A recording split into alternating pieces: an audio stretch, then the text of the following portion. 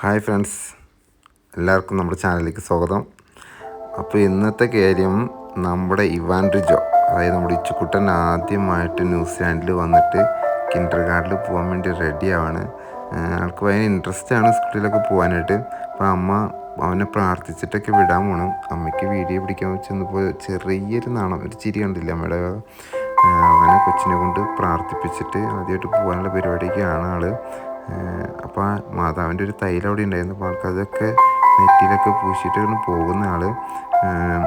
കുഴപ്പമില്ല, ആൾക്ക് പേടിയൊന്നുമില്ല. എന്നാലും എന്താ പറയുക, ഇനി അവിടെ ചെന്നിട്ടാണ് നമുക്ക് കാണാൻ പറ്റുള്ളൂ അവൻ്റെ കാര്യങ്ങളൊക്കെ. കരയോ ഇനി അവിടെ നിൽക്കുമോ ഒന്നും ഒരു പിടുത്തമില്ല.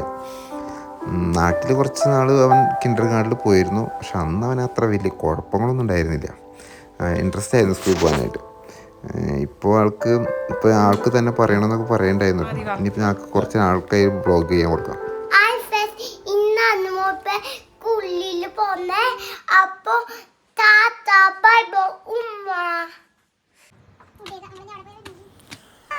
അങ്ങനെ പ്രെയറൊക്കെ കഴിഞ്ഞ് നമ്മുടെ ഇച്ചുക്കുട്ടൻ സ്കൂളിൽ പോകാൻ വേണ്ടി ചാടിത്തുള്ളി വരുന്നുണ്ട്. അപ്പോൾ ഞാനൊന്ന് സ്ലോ മോഷനിലൊക്കെ നിർത്തി നോക്കി. അപ്പോൾ കുഴപ്പമൊന്നുമില്ല, ആൾ പോകാൻ റെഡിയാണ്. ഇപ്പോൾ ഇന്ന് കുഴപ്പമില്ല, ഇന്നിപ്പോൾ അപ്പയും അമ്മയൊക്കെ കൂടെ ഉണ്ട്. അപ്പോൾ അതുകൊണ്ട് ആൾക്ക് നല്ല ധൈര്യമാണ്. പിന്നെ അവർ സ്കൂളുകാർ പറഞ്ഞിട്ടോ, ഒരു 2-3 ഡേയ്സ് നിങ്ങൾ 1 hour കൂടി ഇരുന്നോളാനൊക്കെ പറഞ്ഞു.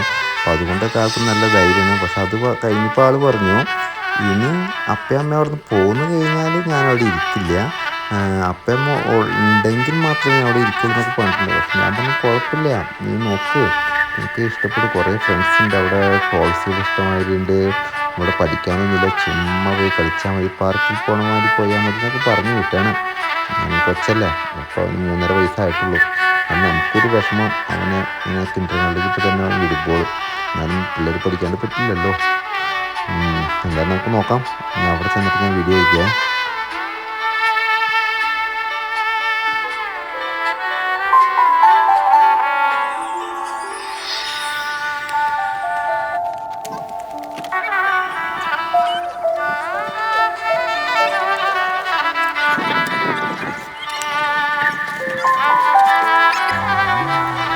അങ്ങനെ നമ്മൾ ഇച്ചുക്കുട്ടൻ്റെ കിൻഡർ ഗാർഡനിലെത്തി.